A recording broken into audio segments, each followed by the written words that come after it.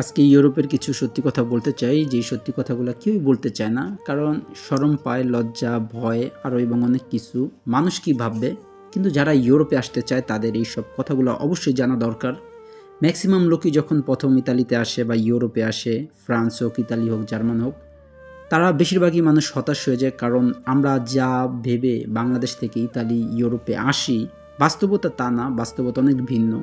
এই কথাগুলো মানুষ কিন্তু কাউকে বলতে চায় না, কাউকে শেয়ার করতে চায় না। একটা মাত্র লোকে কি ভাববো, লোকে কি মনে করবো আমাদেরকে ছোটোখাটো ভাববে। আসলে কাজকে কখনো অসম্মান করতে নাই, এই জিনিসটা হলো আমাদের বাঙালি মানুষরা জানে না। কাজ তো কাজই, এলা যেই কোনো কাজ হোক।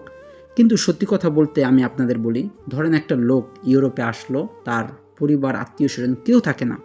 হইতে পারে সে স্পন্সর বিষয়ে আসছে, কিন্তু যে মালিক তাকে নিয়ে আইছে, তাকে সে কোনো কাজে লাগায় দিব, তার এগুলা কোনো দায়িত্বে থাকে না। তাকে নিয়ে আইছে বাস এতটুক পর্যন্তই। তারপর তাই সে কাজ বিচায়া পারে না, সে কাজ খুঁজে পায় না। একটা সময় সে হতাশ হয়ে এদিক ওদিক চলে যায়, এদিক ওদিক মানে পড়ে থাকে।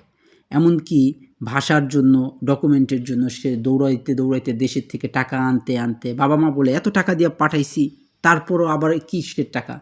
আসলে তারা সেই বাস্তবতাটা জানে না যে অমুকের পোলা, তমুকের পোলায় তো এত টাকা লাগে নাই, তা তোরে এমন লাগতাছে কে?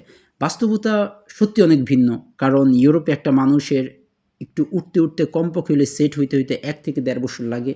মানে ১.৫ বছর বা ১ বছর কমপক্ষে হইলে আপনার বাড়ির